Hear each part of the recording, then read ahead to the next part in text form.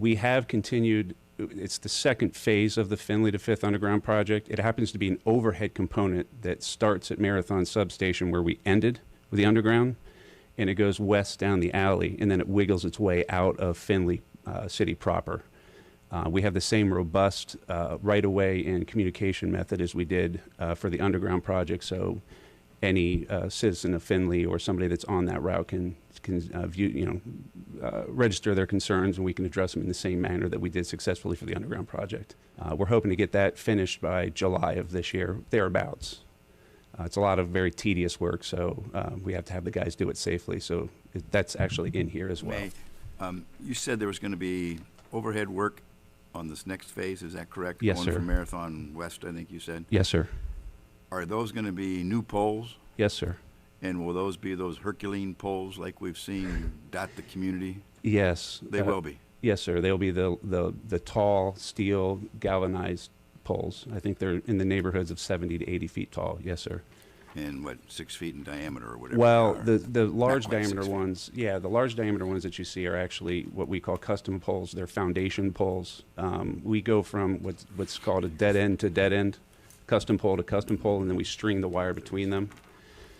Between those custom poles, we just do what we call direct embeds. Those are skinnier poles. So there are some of the larger diameter 6-foot foundations, and then some smaller, skinnier ones between them for a variety of reasons: stability, durability, and then also to get that increased height. And yeah, that's not the first conversation I've had about the aesthetics, I guess I would say, about the poles, but they're definitely necessary for our standards. Just one last thing. Did it ever occur from an aesthetic standpoint and the community's benefit to put these things underground? Well, we also are a regulated business, and we also have regulations and regulators to abide by. We have to make sure that we're fiscally responsible to the ratepayers, and we actually get audited from time to time. So sometimes it's correct that we can go underground. Sometimes it's not feasible for us to do so. That's not something that I determine. It actually happens before I actually get the project. So if you want more information, I can definitely get you in contact with the right folks to give you a more detailed description of how that actually comes about. But I take it it's driven by costs. Not only Money? cost. I mean, No. One of the reasons we went through and did underground on the project here was because we couldn't get clearance through some of the alleys to get to the other substation without buying and knocking down dozens of houses, that's not palatable for anybody. So there's a lot of factors that go into using Muryn. those. I would just add, I know we have had conversations more so with the distribution side. So Andrew's with transmission, which is obviously the larger, less pretty, if any of them are. But I would just note that we have had some discussions with distribution about how we can try to get more underground, how we can make sure that we're looking for opportunities to do that in the future. So that is a conversation we're having. Transmission side is much more complicated because of the voltage of the wires and all the science behind that. There's a little more opportunity on the distribution side. So we are having some preliminary conversations and figuring out how we may be able to make that happen, because I know it's not pretty, and then there's also reliability, but it also doesn't work in all areas. Yeah, that's the other reason why the poles are so tall. That's a higher voltage. We've designed the poles that going down the back of the alley. There's 69 kV. Distribution is more in the realm of 13 kV. So the bigger the voltage, the bigger the clearance that we have. And that's one of the reasons, another one of the many reasons that the poles are the way they are. So what are we looking at putting on these poles that we need this higher voltage? And did we have to approve this within our city to allow for it? Or No. I know that you have to give people compensation for putting it on their property, but what are we putting on these poles that we need that much higher voltage? Well, we're replacing an existing line that's already there, that's aging. So we're actually replacing what was already there, but with newer standards. So we're replacing the same 34.5 line to 69 kV standards. So they're taller poles. We're really just rebuilding an existing line that's already there. And we're operating under the franchise agreement that we have, and I don't remember, it's signed maybe back in the 50s or 60s. So that gives AEP the right to do the project in any right-of-way space for the city of Findlay. Now, when we deviate off right-of-way, then that's when we have to go to the private property owners and compensate them for the right-of-way, or if we have to buy something for clearance reasons, sometimes we have to buy a property and knock it down.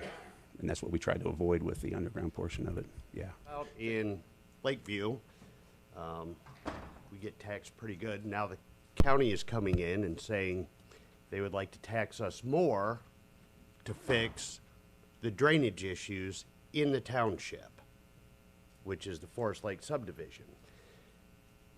I had asked repeatedly, how can the county come in to the city to tax us in the municipal corporation? Of course, the county makes the argument, well, you're within the confines of the county, you know, within the physical boundaries. The petition that was filed by the Forest Lake subdivision was filed under 6131. That is the single county ditch law. You can look at that. Ditches, drainage, sewerage, anything that deals with drainage, though, for a municipal corporation is within the powers of the city. Not only under Chapter 7 of the municipal, which is the Ohio Revised chapter under municipalities. If you also look at 6117.04 that deals with drainage within a municipal corporation, the county has to come to the city for any work, surveys, assessments, anything like that, that is going to affect the drainage on that. They're affecting the drainage. If you also look at special assessments, I'm trying to do more legal research on that.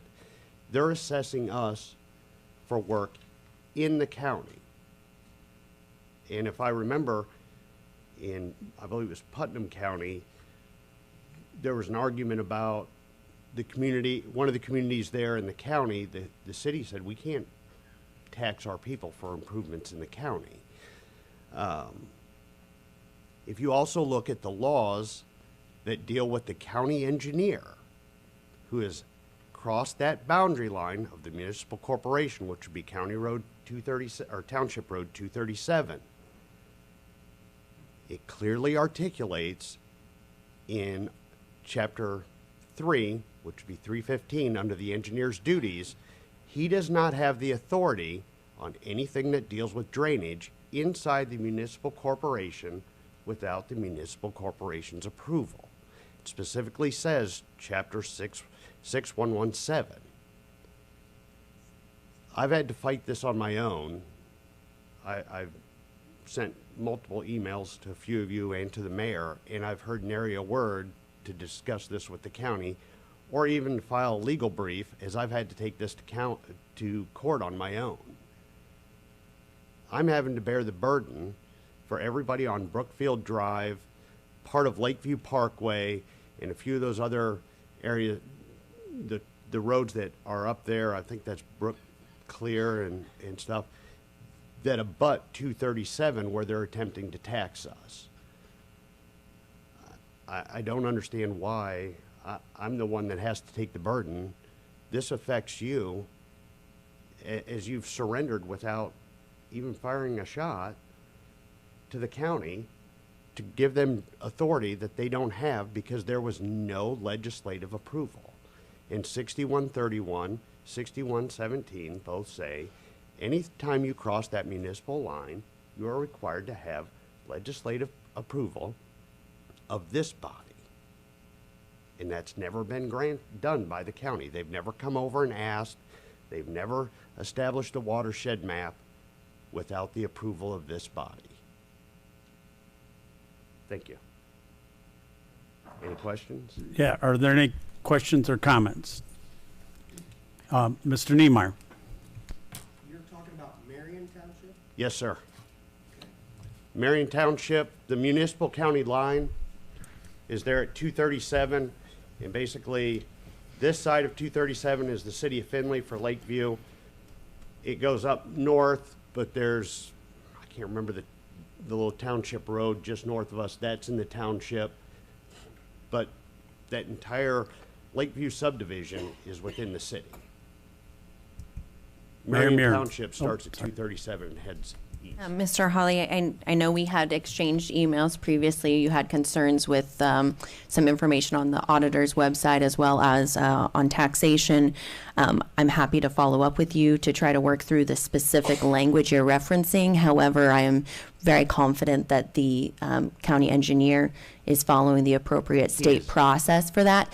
But I think what would be more productive is if we can reference the specific language you're trying to call out and speak with the county prosecutor. He's going to be able to give you a more direct legal opinion. But based off of our previous conversation. He's actually opposing counsel now in the lawsuits. But look at 315.08, duties of the county engineer. Look at Ohio Revised Code 6117.04. If you could send me the email just so I make sure I'm referencing the specific things, we're happy to take a look at it. But I know they follow a specific process for ditch maintenance and assessments that they've used multiple times across the county. Yeah, 6131 is single county ditch. That has nothing to do with the municipality. 6117 is the city ditch law. Yeah, so we can reference that offline. What, we're talking ditches, and when I hear ditches, if you benefit from the drainage of a ditch, we usually, there is an assessment. So I don't know where you're at other than Lakeview and Forest Lake. I know where that's at, but what's this ditch? Explain to me this ditch, because I don't understand where you're. Okay, so behind, if you go through Lakeview, by the Lakeview Club, there's that bridge, that's the ditch. But they're not actually doing any work on the ditch in the city. All the work that's being done, if you go to the Forest Lakes ditch petition on the county website, all the work to be done will be in the township. They are not doing anything within the city, but they are going to tax us to fix all the problems of drainage from that construction. We're not benefiting at all, but we're going to get taxed $600 for it. So you're not benefiting because No. the ditch doesn't benefit your property? No, the ditch, actually it'll make it worse because they're going to put 24-inch tile, which means that it's going to flood more of the ditch. So it's going to cause a backup on our area of the ditch. And the two retention ponds, they're at Lakeview Parkway and Township Road 237. Those are actually going to get, because there's going to be a backflow of water, because you're going to end up having more water flow into the ditch that's on the township side. Those are going to get overfilled. So you're adding to the ditch, the drainage issues already that they created when they built that subdivision. So you have to understand that when you read the ditch petition law, it doesn't deal just with the ditch. It also deals with underground drainage, drainage tile, drainage pipes, anything that deals with the drainage in there. It's not just that drainage ditch that was done. Yeah. Thank you. Well, I'm a citizen taxpayer from Hancock County, but I don't live in Findlay. I live in Arlington. And when I saw in the paper that you folks were going to accept comments on the American Rescue Plan Act, I decided I would come in and make some comments because I met with Mayor Muryn back in November regarding those very same funds being used on the Riverside Park Dam project. And I discussed with her some reasons for my opposition to the use of those funds. And the mayor, being a responsible public official, of course, is trying to get money for her city, wherever it is, and it's certainly there, the American Rescue Plan Act. But that act wasn't really intended to pay for what people are now using it for. It started out being money, federal money, to help people who lost their jobs during the pandemic. It was essentially originally proposed as a reemployment program, if you will, and it morphed and morphed and got larger and larger. And now they're, in fact, trying to rescue cities and communities and counties and the whole nation but they're using it with the idea that's kind of surreal and unreal. They're not really using money they have. They're mortgaging my grandniece's generation and a couple generations after that for money that they'll be responsible to pay as taxpayers if they have any money at that point. And rather than using local tax dollars that the city would receive here in Findlay, Ohio, and then paying for the projects they have with those tax dollars, they're creating money out of the thin air and going to pay for them. And these future taxpayers, 3 and 4 generations away, are going to pay the bill. And it's not just Findlay taxpayers. You know, you have taxpayers from all over America now trying to get those monies for their city. So while Findlay is getting those monies for Findlay, Ohio, folks in North Carolina and in Salt Lake City and Omaha, Nebraska are doing the same things, for their cities. So they're taking tax money from all over America that hasn't been placed on deposit yet. I mean, that money isn't in the Treasury. It was just printed up, and it's really an IOU in the Treasury. So people all over the country have a stake in what's going on all over the country. My tax dollars and your tax dollars are going to all these other states, and those states' tax dollars are coming here. But when those tax dollars are used in these projects, they're not going to have any say about what happens to their tax dollars here in Findlay, Ohio. And I'm not going to have any say about what happens in Omaha, Nebraska. And another thing that's happening is when the city gets these tax dollars, they're handed off to a nonprofit agency that doesn't have to respond to the public records law. So local citizens have no real opportunity to access what they're doing and how they're doing it. And in fact, the city and the county are giving up a lot of that access as well, because in the Riverside Dam project, the nonprofit agency. Mr. Musgrave, your 4 minutes is up. I'll give you a few seconds to wrap up. Well, fine, thank you. I've got a memo here to the mayor, and as Mr. Harrington knows, there's a copy here for him, and then I have several other copies for council members if they would like to read them. And this is the culmination of project, as I said, I started last November when I met with the mayor. Are there any questions for Mr. Russell? Not for Mr. Musgrave, really for Jim. Jim, can you speak to the guidelines that we have for ARPA spending funds and how your office ensures that the spending of our ARPA funds are according to those guidelines? I can assure this council and the general public that we are following those guidelines to the letter. And I appreciate and empathize with the concern as a tax-paying citizen myself that the federal government wrote into those rules. It's not use it or lose it. It's if you don't use it, we're going to redistribute it to somebody else who will. So they've put the entire American public in a situation where those funds, whether we can afford to spend them or not, are going to get spent. So thank you for your comments. Mr. Stashak, I appreciate that, but I've also got a section in my memo about the lack of moral courage that our government's been lacking in prioritizing those funds and what they've done. And I'm not at all confident that the monitoring process is intact as it should be. And I think it's one of the worst bills I've ever seen passed financially. Mr. Stashak? Yeah, I appreciate that, but I will assure you that the city of Findlay is making sure every penny, not just every dollar, but every penny is spent per the rules we're supposed to follow. So thank you. Good evening, council. I realize it's a done deal that my neighborhood is being halved for a project that has no real funding as yet. But I do take exception to referring to the family homes that were slated for destruction as being somehow subpar or blighted. There are poor quality homes down towards the railroad tracks. But across from my house, there were houses that have had families in them for years, that were well kept, and with rentals the way they are in Findlay, they're better than most places that are renting, or would have been.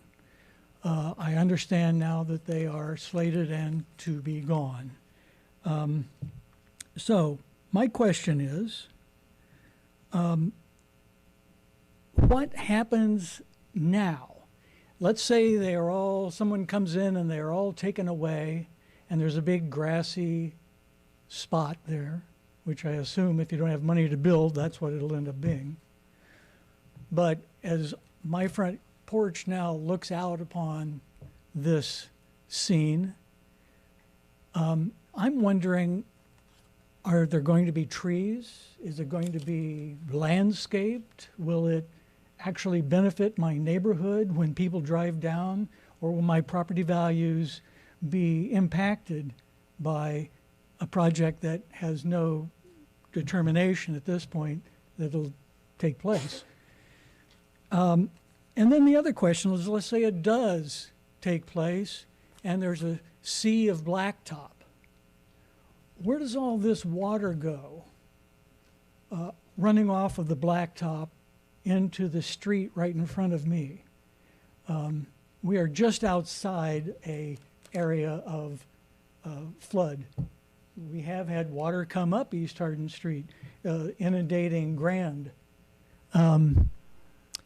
And as you know, probably up in Sandusky Street, but we've been fortunate, mostly. But now we're introducing a whole parking lot of water to come rushing down into the street.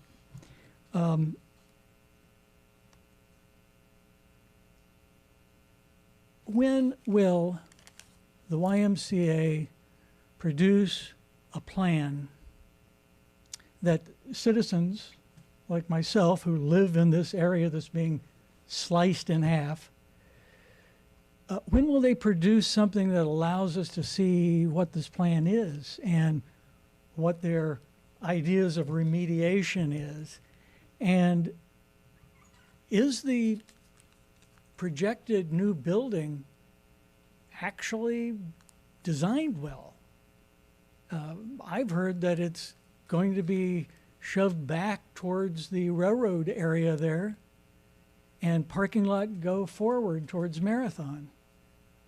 I don't know if that's true or not. There's been no plan revealed that I know of. But I can't imagine the public safety problems of having an entrance on Grand Avenue for children going to the YMCA, why it would not be maybe accessed more centrally, even off of East Hardin Street, even off of East Hardin Street or Lincoln.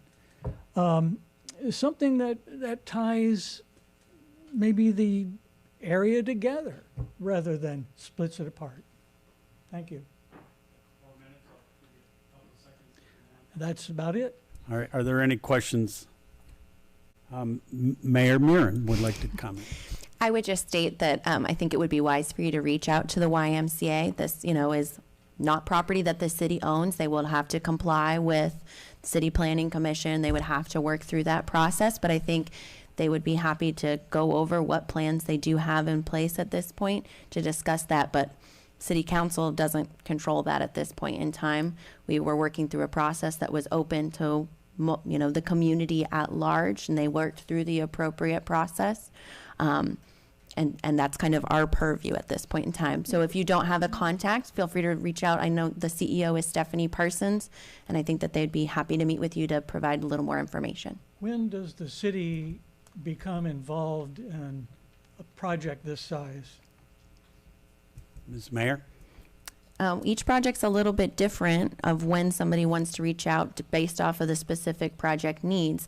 In this case, because it's an infill development project and they're not going to need to be annexed or changing of zoning or anything like that, I would expect that would be when they would submit it to Planning Commission, just as any other project, to get access changes, permitting, all of those types of items. will the houses have to be permitted to be taken down? No, we don't have restrictions around that.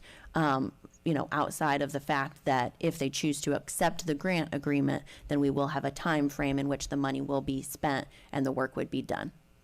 Does that make sense? Marginally. I'd be happy to talk with you offline, but I think because all of items that you mentioned were pretty well specific to the project itself, I think it'd be more beneficial for you to speak with them directly. Well, I understand that the half of my neighborhood is gone now, as good as. So, yeah, there's not a lot I can say about any of that. It's just hoping that it's directed a little bit better, not just a hands-off, but maybe the county or let's say the whoever handles now parks, or you know, when does the beautification take place? Because we know the destruction is coming. When do we make it a human site again? Ms. Mayor? One final comment. I would just say, again, those are privately owned properties, though, so they're only going to have to be under the restrictions that we would hold other properties accountable to. So if it's just a big grassy area, then they're going to have to, you know, not make sure that it's mowed appropriately. But outside of that, we don't have any landscaping requirements for undeveloped property. Okay, thank you. Good evening. My name is Sarah Foltz. I also live on East Hardin Street, and thank you. I could not have said that better myself. I don't have any questions, but I come here just as a concerned citizen. My partner and I, we live, we work, we play all in downtown Findlay. When we purchased our house on the corner of East Hardin Street just 2.5 years ago, we knew that we were right on the edge of commercial and residential. And we knew that being so involved in downtown Findlay, that came with charm, and we knew just looking right down East Hardin Street, it was beautiful. There were kids playing outside. Now half of our street is ghost town. And at the time when we bought our house, if we knew that this was going to happen, we may not have made the same decision that we did. Coming to find out now with some of my connections in our community, I only know some of the things that I know because they were willing to reach out to me and tell me. I look up and I try to research, and I can't find any of these plans to this extent, to the demolition of these properties, to how rapidly they became vacant. And to be completely honest with you, the property owners now, from what I understand, the Y owns all of them. They are not being well kept, and I understand that the goal is to demolish them. But even prior to that, some of these houses being over 100 years old, and some of them pretty close to being 100 years old, absolutely did not have to go vacant and could have completely remained affordable housing in our community.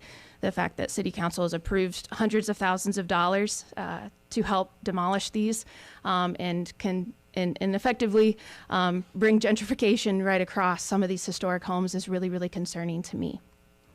Living in downtown Findlay is not going to be the same after this, looking down the street and not seeing kids playing outside, not knowing if it's just going to be a slab of pavement, if it's just going to be gravel. It's going to be incredibly different. The quality of life completely changes, and I'm very concerned about my property value. I'm very concerned that a lot of these things I could have known, but at this point, I just think that it's important to share in hopes that this can prevent someone from feeling the same way in the future, in addition to preserving some historic homes and affordable housing in our community. Ordinance 2023-27, an ordinance authorizing the mayor, service safety director, and/or city engineer of the city of Findlay, Ohio, to advertise for bids and enter into contracts for demolition services related to the American Rescue Plan Act demolition program and declaring an emergency. I saw the list in the paper this morning of all these properties, today or yesterday, sometime I saw that. And I want to thank you guys for coming and discussing that. I guess the other guy's gone already. I know when we discussed this in committee that we were going to allow ARPA fund monies to be spent on this demolition. It was for, as it's stated here, properties that were blighted, had safety concerns, or were vacant. It does say that here. I guess I thought, and it was talked about at the time, people that maybe couldn't afford it but had a crappy looking garage, for lack of a more appropriate term, or something that they couldn't pay to take down and to remove, that makes the city look better. And I know it was also mentioned at that time that it could be used for businesses also. It sounds like it's being used primarily for the YMCA here. So, which I was unaware of. But I know when I read these, I thought, based on my understanding, that we were trying to help people who couldn't afford to take down things that were making the city look bad. I thought, golly, you know, why are these all like bing, bing, bing, bing right next to one another? I understand from what you guys said, or I think I understand, that they are vacant. I assume maybe because the YMCA bought these homes and is now just asking to have them torn down. It would just be my opinion, just my personal opinion, that that doesn't satisfy the thought that we had as to why we were using ARPA funds to pay for this. And I guess I was just curious what anyone else's opinion was on that, and if we, just because these have been given and they qualify as vacant, if we have to go ahead and use city money for that. So certainly it's the prerogative of council to not move forward if they so choose. I would say that within, you know, we allocated the $400,000. We did state in there that priority would be given to citizens, then nonprofits, then businesses. We kind of set out a rubric that individuals that were lower income would be given priority. So I do feel that we gave that rubric. You know, if the council was concerned about it not meeting the initial expectations, what I would probably recommend is, and I was going to recommend that we kind of do a second round anyways later, and open it back up. You know, I felt like we advertised it, we put it out there, you know, newspaper, website, social media, all of that. But I would like to see it used more for those other properties. With that said, I do feel that the, you know, YMCA met the restrictions of it. I know that they had reached out to the state when the state had made the demolition funds available, and the state funds had been spent already, so that they weren't able to take advantage of that. I think that these properties, though some of them are in better condition, I know the one, there was concerns brought up by the neighborhood and the historical museum, and so that has been removed from the list. About, you know, they are looking at alternatives to maintain that property. I think that they meet the restrictions. I think that the project that they are planning does have a good opportunity to kind of invest in that neighborhood. But, you know, it's ultimately up to council if they feel that it's appropriate to move forward with this. And I would state as well that our team did review each of the properties. Some are in better condition than others. I would say that overall, each of them does have some form of significant issue with them that would need to be addressed to be able to really make them a livable space. So I would say that they did meet the general parameters of the program. Ms. Warnicki. Yeah, I mean, I guess I'm just thinking based on what they're saying these are going to be used for, I don't think it's going to stop the process. I mean, they're probably going to get demolished one way or the other for them to continue. I guess I feel uncomfortable that, just in my opinion, it doesn't satisfy. I know based on, you know, you could say it does, but it doesn't satisfy what I thought we were going to be using it for. And I guess I wanted to say that. So I have. When I was board president of the YMCA back, I want to say it was 2005 with Russ Gardner, we had the same plans to do what we're talking about doing today. And in my humble opinion, I think it's reached a time and a point in time now that we move forward with this, because it would be a great addition to the downtown, number one, it would be a great recruiting tool for businesses that are thinking about coming into our community. So I think the time has come to move forward with it. Mr. Hellman. I concur with that to a certain extent, but I also would like to put a caveat in there, that is, the properties are demolished and the land is there. Is there a way that we can make certain that it is filled in nicely, landscaped properly, and with grass or fencing or shrubbery or some kind of landscaping, so that it is not an eyesore on the neighborhood or becomes dangerous for kids to play there. Mayor? So I guess I would like to, so first of all, the YMCA has a child development center and everything right there. I have full faith in them not to make it a hazardous environment. I guess I want to separate the conversation here. I think the concept of the YMCA project, I agree, great project, beneficial. That's separate of this program and the discussion, and I think that that's very important, because otherwise I think we would be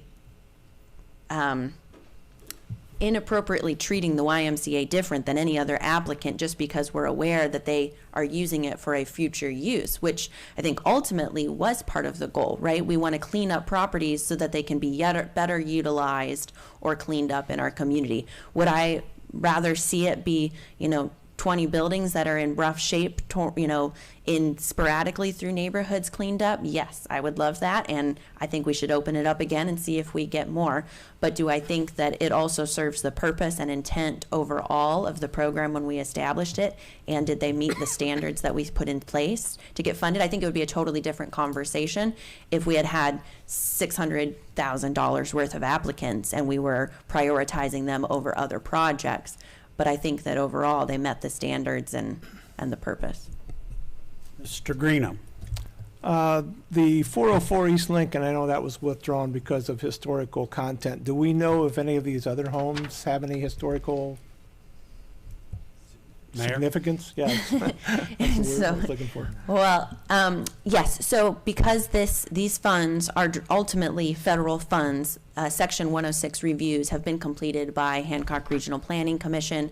There were some, I don't know the proper term, so I hope this is, there were some very unconcerning. So we had the state commission and all those entities weigh in. Some of them did also have, historical ties, as any property that's been around for a long time probably does. But 404 was the one that was most significant, and was, their discussion between the YMCA and the Historical Museum is now underway. And so they have withdrawn that so that doesn't slow up our process, and they can have further discussions and determine what would be appropriate. So the 106 reviews were done locally, or were they done? Correct. Were they done by the state too also? Or? So the 106 reviews, I'm not intimately aware of the process, but Lizzie Essinger with Hancock Regional Planning Commission is the one that led that completion, and as part of that, they go through the local historical society has an opportunity to weigh in, as well as the state historical commission, I believe is what it is called. So those entities have all weighed in. Thank you. Ms. Frishy. So I remember that we talked about the state funds that the Y did not get, and that was part of the reason for this this opportunity to do some demolishing. I don't think we considered as council in general, or it never even entered, about a 6-block section or something where the citizens have a concern, some valid concerns that I never thought about with drainage and other things, and those are, I'm assuming, zoned residential and would have to rezone once the Y brings a plan forward, correct? We're gonna have to rezone that, and do we know, is the drainage there, is the runoff there to address those valid concerns of residents, since it's such a larger? Mayor. Yeah, they would all have to be addressed during City Planning Commission. If they can't meet the standards, they would have to modify their plan. So it could end up, but what I'm saying is, what could happen is our opportunity for doing a good expansion at the Y could end up becoming something that it ends up being a green space that could have been additional housing, affordable housing that you mentioned. Is there anything for us to consider or think to, I guess, address the citizens' concerns before we final approve this? Because it's kind of, we want to do something with, we want to help the Y out in any other of the 5 submissions. But I think they had some valid concerns from the citizens that came. Can we address those somehow? Mr. Ballman. I guess back to Denny's original question, real fast. Once those properties do come down, they would be purview come under the purview of our zoning department and those regulations, so they would be upkept that way. We would keep an eye on those. Mayor? That is correct. Yeah, so they would have to go to City Planning Commission. They would have to work through that. You know, this is not a needs to be passed tonight type of item. What I really think needs to occur is that the neighborhood needs to reach out to the YMCA.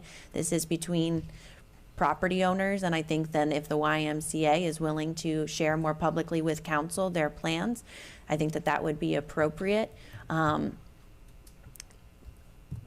To provide council more information, but I guess I just want to be very cautious that we're not treating people differently just because they have a potential project versus if this was other property. So let's be careful on that, but I will be happy to reach out to the YMCA and see if they would be interested in sharing more information with you all. And if we need to reevaluate this, that's fine. This is not something that needs passed tonight. The ARPA letter from the mayor at the bottom, it does say, for some reason, if the cost would increase for the individual, we believe it is appropriate for the city to cover that difference. Mayor? That's like, I mean, they're only spending 15%. Why should the city? This is just absurd. I think. Mayor? So the reason that was discussed and recommended is because when we were discussing with the deputy auditor and Lizzie Essinger with regional planning, so they went out and we said, you need to get a couple bids as part of this so that we have a ballpark figure of what it's going to cost. And they could have all come back with different people doing their work, different bid amounts, no big deal. Then they could have entered into the contract, or we could have entered into the contract and they could have then just paid their 15%. What happened is quite a few of the bids came back from the same vendors because it was over our bid requirements. We now need to bid it out. Now, I expect that will not have a significant modification in price, but one of the other things that was brought up was, as part of that, as stewards and using, again, this money, we need to make sure that we do appropriate asbestos abatement of the demolition on those properties. And because we didn't specify when they went out and got their bid, hey, you need to make sure you do that as well, we didn't think that it would be appropriate to go back to them, because we did have some additional funding available, to say, hey, if we have to pay another couple $100 to get the asbestos check done, that you now need to cover that additional funding. So that would only be for the citizens that we're going to be the 15%. Ms. Fisher? So you just said you didn't think it'd be fair for them to pay that. The word asbestos could be no big deal, but it could be a pricey thing as well. And you just got done telling us that you think you want to do another round since we have extra dollars. So why should we cut into that? What would be a valid reason for that? Mayor? Yeah, so I don't expect it to be super significant because we're demolishing it. So really the only difference is if we're demolishing it, we just have to pay an additional fee to do it as a hazardous waste. So really the demolition process is not going to be significantly different.